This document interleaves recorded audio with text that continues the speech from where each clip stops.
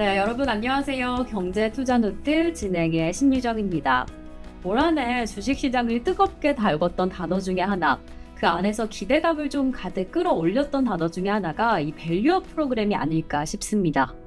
금통위가 밸류업 프로그램을 시사한 이후에 어찌 보면 턱없이 낮다라고 평가를 받았던 우리 시장이 얼마나 상승할 수 있을지 그 부분에서 기대감이 좀 가득했는데요.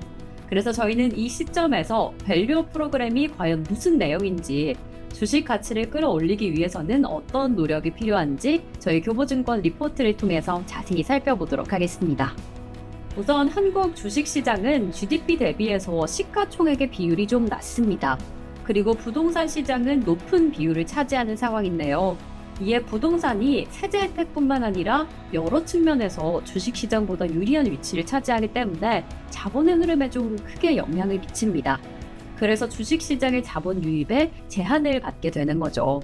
그래서 지금 이러한 문제들을 해결하고자, 한국 주식시장의 저평가 문제를 해결하고자 기업의 가치를 제고하기 위해 도입된 정책이 바로 밸류업 프로그램입니다.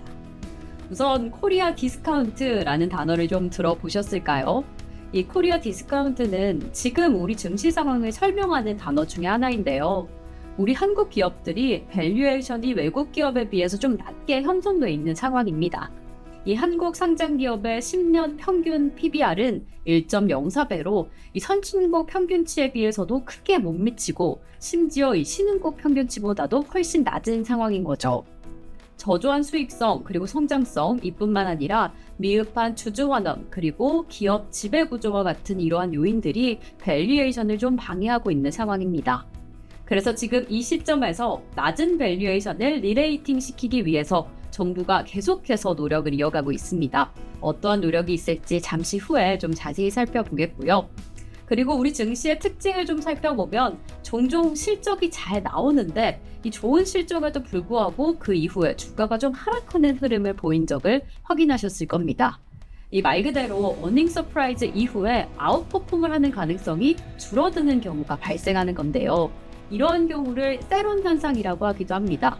이 외국인 투자자들이 한국 주식시장에서 주식을 대량으로 매도하는 상황을 설명하기도 하죠. 아무래도 한국 시장에 대한 불신이나 불안정성을 의미하는데, 이러한 상황이 또한 주식시장의 가치를 그리고 하락을 다시 초래하기도 합니다. 아무래도 우리 시장에 개인 투자자들의 비중이 높고 단기 투자를 선호하는 성향이 강력하기 때문에 이러한 세론 현상과 같은 대량 매도와 같은 비효율적인 상황이 국내 증시에서 좀 빚어지게 되는 거죠. 우선 코리아 디스카운트 현상을 유발하고 오히려 심화시키기까지 하는 이러한 세론 현상, 이러한 문제들을 해결하는 데는 기업의 노력이 우선 필요합니다. 어떻게 이러한 현상들 해소할 수 있을지 하나씩 살펴보기로 하겠습니다. 우선 밸류에이션 리레이팅을 시키기 위해서는 어떤 기업들의 노력이 필요할까? 우선 기업들이 자본 효율성을 확대시키기 위해서 주주 환원을 지속해야 한다라는 이야기가 나옵니다. 이 주주 환원을 지속함으로써 투자자들의 신뢰를 탄탄하게 만들 수 있는데요. 네, 국내 주식 투자가 단기 투자가 아니라 장기 투자가 가능할 수 있다라는 기대감을 만듦으로써 이런 세론 현상도 해소할 수 있을 것이다 라고 보고 있습니다. 그리고 우선은 이퀴티 스프레드가 개선돼야 합니다. 이퀴티 스프레드는 투자자들에게 주식시장의 매력을 보여주는 아주 중요한 지표인데요. 우선 기업의 수익성을 높여서 높은 기대 수익률을 제공하고 규제를 완화함으로써 투자자들의 신뢰를 높일 수 있습니다. 이에 따라서 주식시장의 매력도를 증가시킬 수 있는 거죠. 이에 자본 효율화에 성공한 기업들을 살펴보면 전 세계 시가총액 2위에 꼽히고 있는 바로 애플입니다. 이 주주가치 극대화에 적극적으로 노력해서 이 애플은 이퀴티 스프레드 100%를 넘게 된 상황인데요. 투자자들에게 우호적인 주주 환원 정책을 계속해서 지속하면서 이퀴티 스프레드가 점차 개선된 겁니다. 이 덕분에 애플의 밸류에이션이 급격하게 상승하는 흐름을 만들어냈죠. 국내 기업들은 어떨까? 우선 국내 기업들의 이퀴티 스프레드와 밸류에이션의 상관관계는 이러한 미국이나 일본 대비해서 좀 낮은 상황입니다. 그래도 이전 10년보다는 최근 5년간의 상관계수가 크게 상승하고 있다라는 점이 그래도 좀 나아지고 있다라는 부분에서 긍정적으로 해석이 됩니다. 이러한 개선세에 두각을 좀 드러내고 있는 기업을 살펴보면 바로 메리츠 금융지주가 뽑히고 있는데요. 이 메리츠 금융지주는 연결단기 순이익의 50% 이상을 배당과 자사주 매입 그리고 소각에 사용하기로 결정을 함으로써 자본 효율화를 이뤄냈습니다. 이 덕분에 이퀴티 스프레드가 크게 개선이 되고 그 결과 밸류에이션까지 상승하는 결과를 만들게 된 거죠. 이렇게 메리츠 금융지주 사례를 통해서 다른 기업들도 자본 효율화를 통한 이퀴티 스프레드 개선이 필요하다라는 점이 다시 한번 부각이 됐습니다. 그리고 이뿐만 아니라 밸류업을 위한 노력, 이 주주 환원율 개선이 필요합니다. 한국의 주주 환원율은 글로벌 기업 대비 좀 매우 낮은 수준인데요. 이렇게 전체 주주 환원율도 낮지만 자사주 매입의 비중도 눈에 띄게 낮습니다. 이 주주 환원을 위해서 배당금 상향 조절을 하는 것은 아무래도 기업에게는 부담이 되긴 할 겁니다. 무엇보다 배당을 한번 올리게 되면 다시 내리기 쉽지 않기 때문에 자사주 매입을 통한 주주 환원 정책이 좀 쉽지 않은데요. 그래서 더 부각이 되는 부분입니다. 이 미국에서 자사주 매입을 시행한 기업들을 살펴보면 주가에 아주 우수한 성과를 만들어낸 부분을 확인할 수 있었는데요. 그렇다면 한국 시장에서는 어떨까? 우선 한국과 미국에서 상황은 조금 다릅니다. 이 한국과 미국의 시가총액이 다르게 계산이 되는데요. 국내 시가총액을 계산할 때는 자사주가 포함이 되기 때문에 자사주를 매입하게 된다라고 해도 기업의 시가총액은 변경되지 않습니다.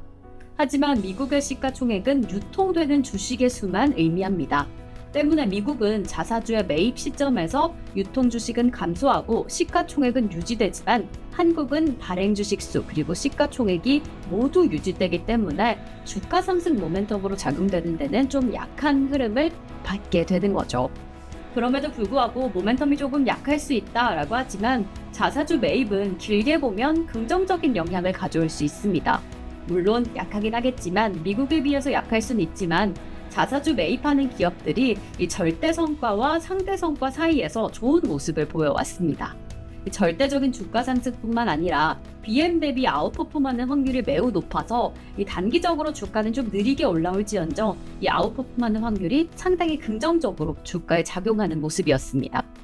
특히나 직접 취득의 경우에는 초반 하루에서 5일째 그리고 신탁 계약에는 1에서 3개월쯤에 좋은 주가 흐름을 보였습니다. 그래서 기업 가치 제고를 목적으로 기업들은 자사주 매입을 점점 더 많이 이행하고 있습니다. 이렇게 투자자들도 자사주 매입이나 소각을 더 강하게 요구하고 있는데요. 아무래도 자사주를 매각하거나 소각하는 부분은 배당소득세와 같은 세금 지출이 없다는 점도 부각이 되고 있습니다. 그래서 앞으로는 자사주 매입뿐만 아니라 소각의 규모도 확대될 것이다 라는 전망을 보이고 있습니다. 그리고 여기서 특히나 지주회사들, 여러 자회사를 통해서 기업 가치를 극대화시킬 수 있는 자회사들은 이 다양한 전략을 추진시킬 수 있고 이를 통해서 기업 가치를 재평가받을 수 있기 때문에 조금 더 주목하시면 좋을 것 같습니다. 이 지주회사의 특성상 주주환원율의 변동성이 다소 강력합니다.